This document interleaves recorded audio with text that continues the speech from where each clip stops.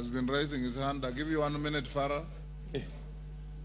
Mr. Speaker, I also join the other colleagues in this, but I have just one very important, most important in this country to raise.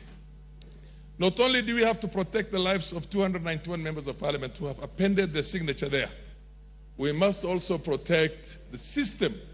The IG must protect our president to the hilt. Because you know the kind of a constitution we have.